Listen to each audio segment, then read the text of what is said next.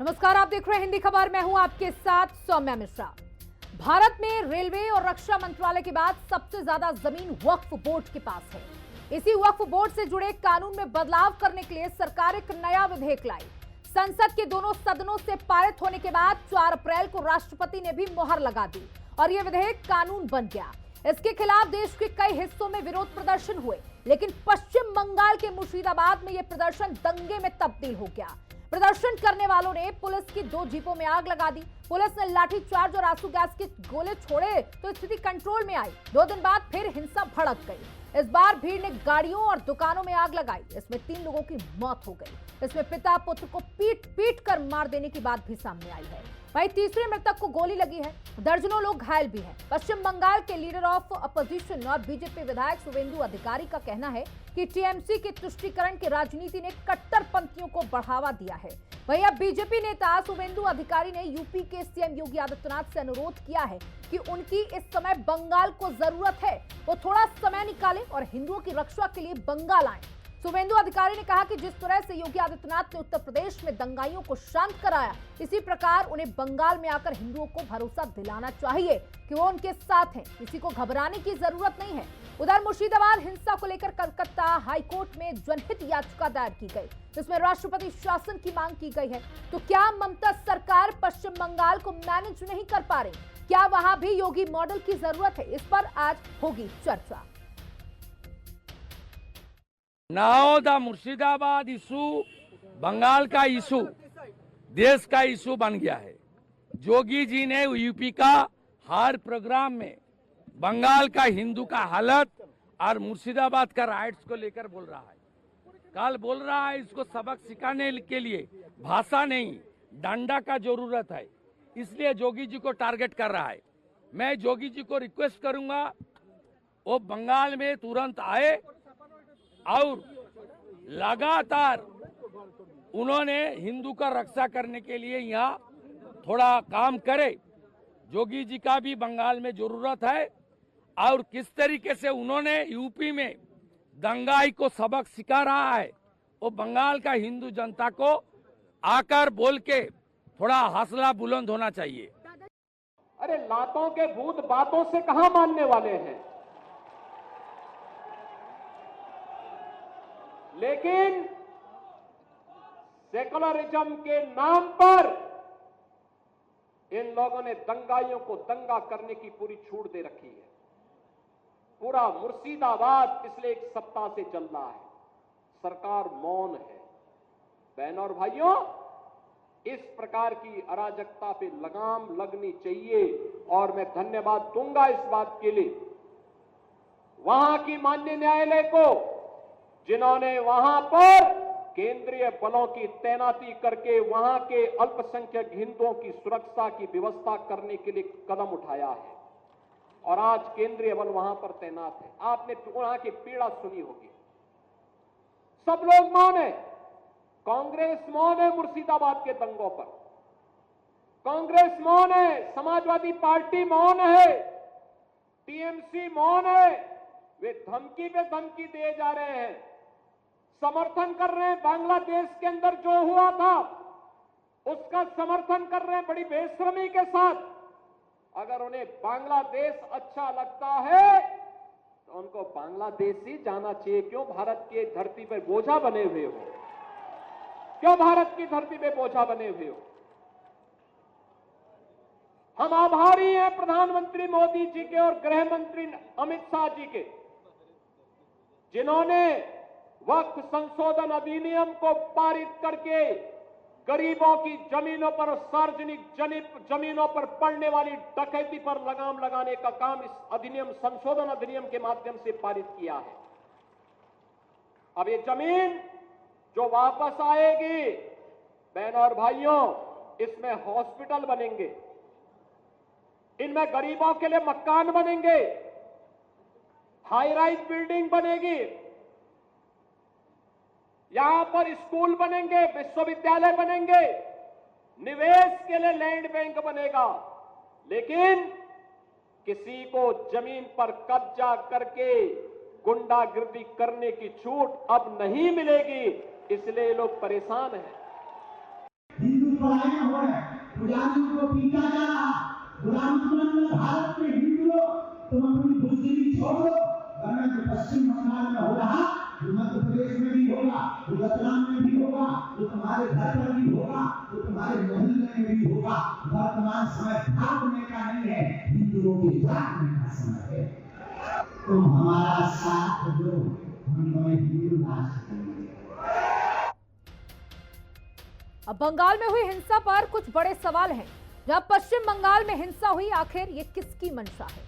हिंसा पर ममता सरकार ने एक्शन क्या लिया? प्रशासन ने दंगाइयों पर सख्ती क्यों नहीं बरती? मुर्शिदाबाद जला, ममता बेखबर क्यों रही? क्या बंगाल में योगी मॉडल की अब जरूरत है? क्या बंगाल में दंगाई लात घूंसों से ही मानेंगे? ये कुछ तमाम सवाल हैं जिनको आज हम पूछेंगे। तो बता दें कि मुर्शिदाबाद में जो घटना हुई उसके बाद से पूरे देश में आक्रोश है। आपको बता दें, हिंदू पलायन कर रहे हैं। 500 लोगों ने पलायन किया, उससे ज्यादा लोगों ने पलायन किया। अब स्थितियां धीरे धीरे नियंत्रण में जरूर आ रही, लेकिन लोगों को डर है कि पश्चिम बंगाल अब सुरक्षित नहीं है उन लोगों के लिए।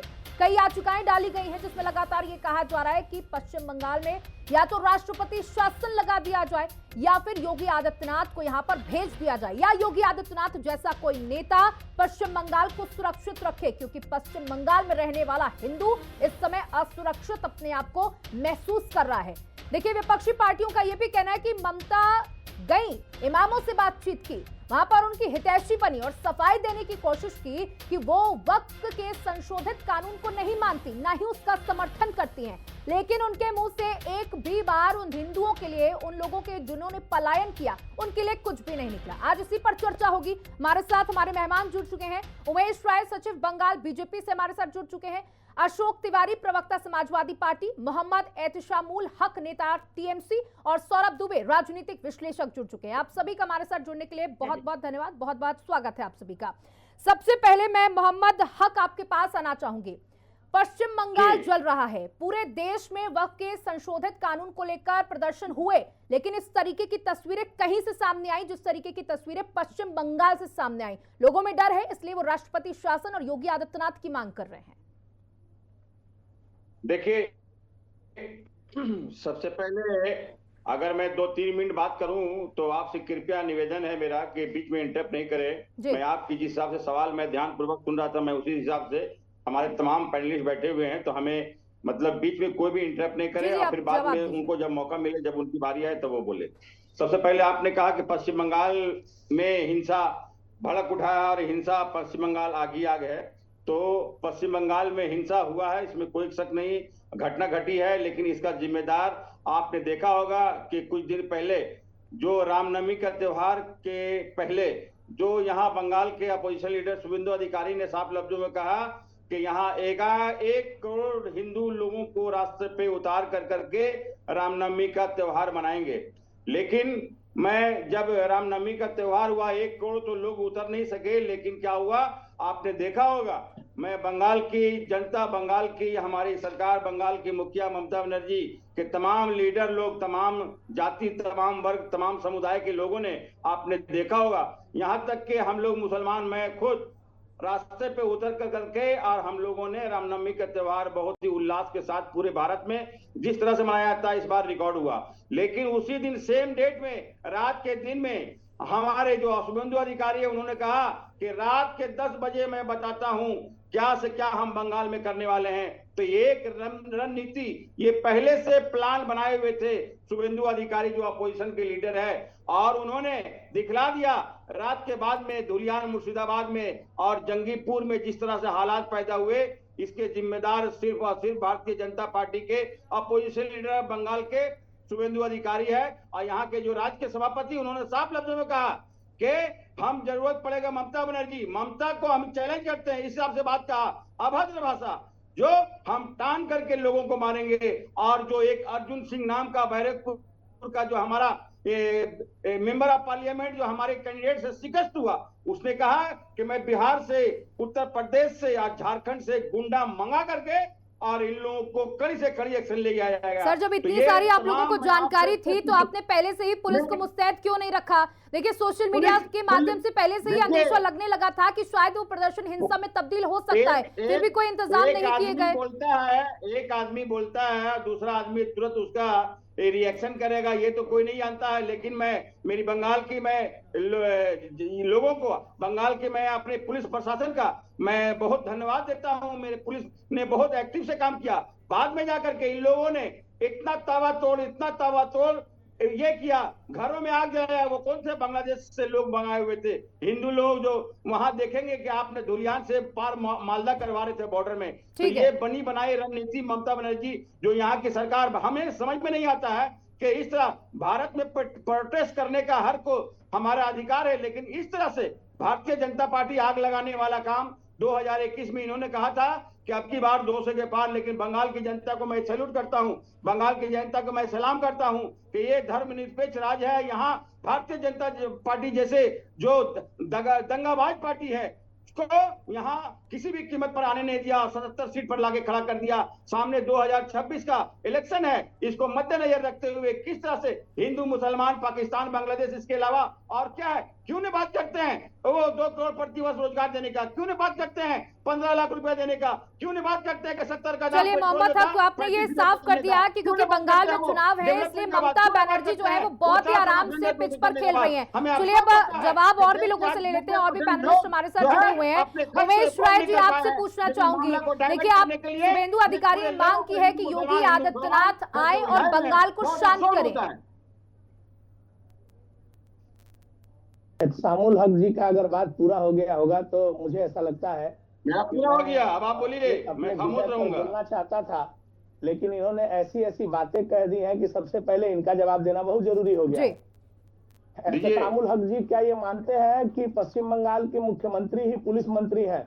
उनके पास बहुत बड़े बड़े अधिकारी हैं जो अंतर्राष्ट्रीय स्तर की बातों की खबर रखते हैं।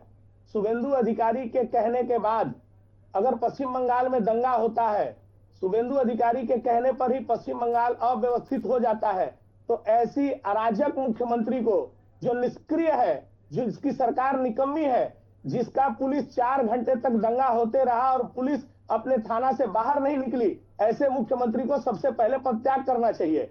बीएसएफ आती है और वहां पर परिस्थिति संभालती है, ये मेरी बात नहीं है। आपने सोशल मीडिया के माध्यम से और राष्ट्रीय स्तर के मीडिया के माध्यम से आपने देखा है, वहां की महिलाएं चिल्ला कर बोल रही हैं कि बीएसएफ हमारे लिए भगवान है।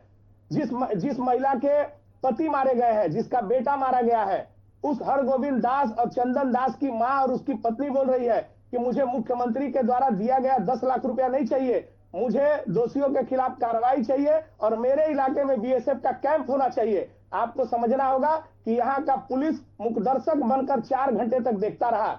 एक बात, एक पूरा टूल किट की तरह टीएमसी के नेता चला रहे, चाहे वो उसके प्रवक्ता कुणाल घोष हो, चाहे देवांशु हो, चाहे इस्तेमाल ये हक साहब है, एक टूल किट चला रहे। बांग्लादेश से लोग आए और वहां पर दंगा करके चले गए। अरे कहानी भी बनाया जाता है तो थोड़ा सोच समझ के बनाया जाता है। बांग्लादेश से लोग आए और घटना घटाकर चले गए, तो ये बताइए कि आज धुलियान, आज मुर्शिदाबाद, आज क्यों जल रहा है शमशेरगंज? आज कौन सा बांग्लादेश का आदमी है? आप बोलने के पहले एक बार विचार करिए कि आपकी मुख्यमंत्री ने इस पश्चिम बंगाल में 900 से ज्यादा परिवार के लोग बेघर होकर दूसरे जिला में शरण लिए हैं और आपके मुख्यमंत्री ने एक शब्द भी कल उनके बारे में नहीं कहा है। आपके प्रदेश के जो मुखिया है, जो बोलते हैं दावते इस्लाम कबूल करिए, वो आकर बोलते हैं कुछ भी तो नहीं हुआ है। बंगाल से लोग बंगाल में गए हैं, आप अंदाजा लगा सकते हैं। एक महिला अपने 7 दिन के नवजात शिशु को गोदी में लेकर जो कपड़ा पहनी थी उसी कपड़े में घर छोड़कर भागने को मजबूर हुई है। आप धर्मनिरपेक्षता की बात करते हैं, पश्चिम बंगाल में शांति की बात करते हैं, आपको चुल्लू भर पानी में डूब मरना चाहिए। आपके जैसे दलाल टाइप के प्रवक्ता ही पूरे माहौल को बिगाड़ने का काम करते हैं। चलिए, आपने जिस तरीके से पश्चिम बंगाल में, पश्चिम बंगाल से आपने सांप्रदायिक जहर घोलने का काम किया है, आप मुझे बताइए, आप मुझे बताइए, बांग्लादेश से आदमी आया। चलिए एक रिएक्शन समाजवादी पार्टी के भी हमारे साथ प्रवक्ता जुड़े हुए हैं, उनसे ले लेते हैं। अशोक तिवारी हमारे साथ जुड़े हुए हैं। उमेश राय जी, बहुत ज्यादा बोलने वाले आप आ गए हैं। दलाल आप हैं। देखिए आप दोनों से ये अनुरोध है कि प्लीज इस तरह के शब्दों का इस्तेमाल ना करें। और भी हमारे साथ लोग जुड़े हुए हैं, उनसे भी हम जवाब देना चाहेंगे, रिएक्शन लेना चाहेंगे। अशोक तिवारी जी, समाजवादी पार्टी पूरी तरीके से ममता बनर्जी का सपोर्ट कर रही है। पश्चिम बंगाल में जो कुछ हुआ उस पर अभी तक आपकी पार्टी का कोई खास रिएक्शन नहीं आया है। 500 लोगों ने पलायन कर दिया, 2 लोगों की जानें चली गई, एक की हालत गंभीर बनी हुई है, लेकिन आपको पश्चिम बंगाल में सब कुछ ठीक दिखाई दे रहा है।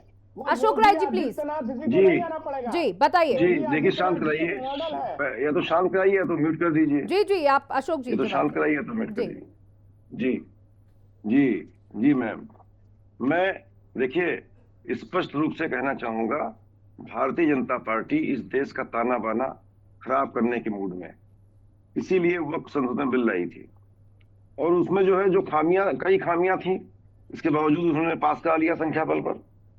और हालात ये हुए कि उसमें जो है देश में संतुलन बिगड़ने की संभावना है। सवाल इस बात का है कि इस तरह से कार्य कर रही है भारतीय जनता पार्टी, उसको मुद्दों से कोई मतलब नहीं है, देश से कोई मतलब नहीं, देश के विकास से कोई मतलब नहीं है, देश के गरीबों से कोई मतलब नहीं, किसानों से कोई मतलब नहीं। वो साफ साफ अपना उल्लू सीधा करना चाहती है, ध्रुवीकरण कर करके पश्चिम बंगाल में सुनियोजित तरीके से ऐसे कार्य कर रही है जिससे वहां पर ऐसी घटनाएं हो। भारतीय जनता पार्टी, सवाल इस बात का है, लेकिन इस कृत्य को हमारे देश की जनता सफल नहीं होने देगी और इसका बीड़ा उठाया है। अशोक तिवारी जी, आपको सरकार की कोई विफलता नहीं नजर आती? पश्चिम बंगाल जिस तरीके से जल रहा है, वहां पर लोग पलायन करने को मजबूर हो गए हैं, आपको सरकार की कोई विफलता नहीं नजर आती? पश्चिम बंगाल की मुख्यमंत्री उन लोगों के लिए एक शब्द नहीं बोलती, आपको तब भी विफलता नजर नहीं आ रही है? मैं मैम स्पष्ट रूप से कहना चाहता हूँ, ये आग लगाई किसने है, ये भड़काया किसने है जनता को? उनको जेल में डालिए अगर आपको पता है तो, या सरकार उनको जेल में डाले। पैदा की है आज भारतीय जनता पार्टी ने जो कृत्य किया है, जो बोया है, वो देश भुगत रहा है। लेकिन मैं कहना चाहता हूँ, आज हमारा पीडीए पिछड़ा दलित अगड़े भी जो समाजवादी अगड़े हैं, ऐसे अगड़े हमारे पिछड़ा दलित समाज आगे आया है। आज आगे आकर के वो इस ताने बाने को, इस हमारे फैसले को किसी भी कीमत पर आज पिछड़े लाभ बन रहे हैं, दलित लाभ बन रहे हैं, हमारे अल्पसंख्यक भाइयों के साथ मिल करके आज काम कर रहे हैं। बिल्कुल अशोक तिवारी जी, आपका साफ तौर पर ये कहना है कि वहाँ पर बीजेपी के द्वारा षड्यंत्र रचा गया, जिसकी वजह से माहौल इतना ज्यादा खराब हो गया। इस पूरी घटना की जिम्मेदार सिर्फ और सिर्फ भाजपा है, न कि वहाँ की सरकार। हमारे साथ राजनीतिक विश्लेषक भी जुड़े हुए हैं, सौरभ दुबे जी जुड़े हुए हैं, उनसे भी जवाब ले लेते हैं। सौरभ जी, सेक्युलरिज्म के नाम पर पश्चिम बंगाल को जलाया जा रहा है, ये कोई पहली घटना नहीं। कोई भी त्योहार आता है, पश्चिम बंगाल में टेंशन शुरू हो जाती है। राष्ट्रपति शासन की लोग मांग कर रहे हैं, योगी मॉडल की लोग मांग कर रहे हैं, इसे किस तरीके से आप देखते हैं? भाजपा के इस प्रयास को विफल कर देंगे और जहां तक शांत कराइए। अशोक जी क्यों फड़फड़ा रहे हैं, इतना बोल लिए, अपनी बात रखिए। अशोक तिवारी जी देखिए, अरे भाई आप अपनी बारी में सब पे डिबेट करिए ना, गंभीर विषय पे डिबेट हो रही है, बीच में बोलने से थोड़ी ना होगा। अशोक जी, आपने अपनी बारी में बोल लिया ना, आप शांत होकर सुनिए। देखिए पश्चिम बंगाल में आवाज आ रही है आपको? जी जी आप बोलिए। देखिए पश्चिम बंगाल के अंदर जो सांप्रदायिक अराजकता से संवैधानिक प्रतिबद्धता का अपहरण करने की लगातार कोशिश की जा रही है, और जहां जिस प्रकार से हिंदू पलायन कर रहा है, तो ये साफ साफ दिख रहा है कि वहां से जो संवैधानिक संस्था है वो लगभग समाप्त होती हुई दिखाई दे रही है। मुख्यमंत्री जो अपनी ईमान और इकबाल वहां पर खोती जा रही है, जनता का विश्वास उठता जा रहा है, और वहां पर कहीं ना कहीं जो क्रिमिनल क्रूर ताकतें हैं, उन्होंने बंगाल को हाईजैक कर लिया है। मैं गंभीर रूप से प्रश्न उठाता हूं वहां की सरकार पर। अगर सरकार वहां की जो है वो संवैधानिक तरीके से ममता बनर्जी पद पर बैठी हुई है, तो उनको इंसाफ और इकबाल की सबके लिए सुनिश्चित करना चाहिए।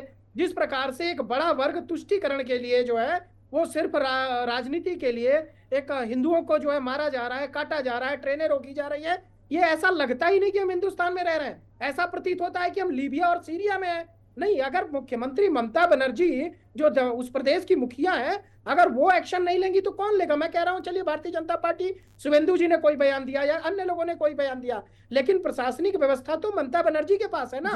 देखिए सब लोगों को वहां पर अधिकार है धरना प्रदर्शन करने का, शांतिपूर्ण तरीके से करिए, लेकिन जिस प्रकार से अराजकता का माहौल बनाया जा रहा है, लोगों को मारा जा रहा है और लोग वहां से पलायन होने को मजबूर हो रहे हैं, ये वास्तव में पश्चिम बंगाल की प्रदेश की जनता के लिए, वहां के लोगों के लिए एक बहुत बड़ी चिंता का विषय बना हुआ है। मैं टीएमसी के नेता से पूछना चाहता हूं कि आप एक बात बताइए, वक्फ बिल जो संसद के में जो है पास हुआ है, संसद हमारे लोकतंत्र की सबसे मजबूत व्यवस्था है। अगर इस देश ने जो है संसद को सबसे मजबूत माना है तो इस कारण से माना है क्योंकि वहां पर सभी जगहों के प्रतिनिधि बैठते हैं और अपनी अपनी बात को उठाते हैं। उसके 3 अंग होते हैं, लोकसभा, राज्यसभा और राष्ट्रपति महोदय। जो बिल लोकसभा से पास हो गया, राज्यसभा से पास हो गया, जिसपे आदरणीय राष्ट्रपति जी ने हस्ताक्षर कर दिए, अगर आपको उसमें कोई दिक्कत है लेकर के तो सुप्रीम कोर्ट आप गए ना, आप लोगों ने याचिका सुप्रीम कोर्ट में सौरभ जी देखिए यही बात है कि आपको कोर्ट को आदेश देने का इंतजार करना चाहिए। लगातार सुनवाई इस पूरे मामले पर भी चल रही है, कोर्ट भी चिंतित है, जिस तरीके से हिंसा हो रही है उस पर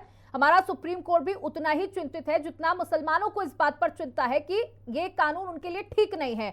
मैं मोहम्मद हक आपसे आखिरी सवाल लेना चाहूंगी और बहुत ही कम शब्दों में कि इमामों से ममता बनर्जी मिलती है, सवाल यही है कि इमामों से ममता बनर्जी मिलती है और वहां सीधे तौर पर कहती हैं कि मैं ईद में जाकर नमाज पढ़ती हूँ, ये सब बातें करने का कोई मतलब नहीं था, वहां पर जाके समझाना चाहिए था। उसके बाद वो ये साबित करने की कोशिश करती हैं कि वो वक्फ कानून का विरोध करती हैं और वो उन लोगों के लिए एक शब्द नहीं बोलती। तो क्या इसे राजनीतिक ही पूरी तरीके से देखें? क्या ये जो कुछ भी हो रहा है ये पश्चिम बंगाल के आने वाले चुनावों के चलते हो रहा है? देखिए सबसे बड़ी बात आपने जो अभी बात कही, कल की जो हमारी नेत्री ममता बनर्जी ने कल इमाम मुअज्जिन के जो प्रोग्राम में आए थे, सबसे पहले इसका शेड्यूल जो है पिछले 1 महीना पहले रमजान के टाइम में बन गया था और ये यहाँ जो 4 तारीख के बाद में यहाँ दंगा भड़का है, तो ये पहले से प्लान था। लेकिन कल उन्होंने संबोधित किया, आपने देखा होगा स्टेज में हमारे सिख कम्युनिटी और हिंदू जो धर्म गुरु थे उनको लेकर के हाथ उठा करके उन्होंने कहा, लोगों से अपील की कि कोई भी अगर इसमें दोषी अगर होगा तो मैं उसको कड़ी से कड़ी सजा दूंगा। आप थोड़ा सुनने पर शायद कान आप लोगों का सही है नहीं। नहीं देखिए मेरे कान तो बिल्कुल सही है और हम लोग ने बिल्कुल सही तरीके से सुना है। वही सवाल आपसे किया जा रहा है कि एक तरफा बातचीत नहीं करनी चाहिए थी। अगर जो लोग पलायन करके गए, जिनके घर परिवार उजड़ गए, जिनके घर के पिता और पुत्र की मौत हो गई, उनके लिए भी अगर ममता बनर्जी 2 शब्द बोल देती तो शायद इतना बवाल ना हो रहा होता। इसी के साथ इस चर्चा में इतना ही। बने रहिएगा हिंदी खबर के साथ। नमस्कार।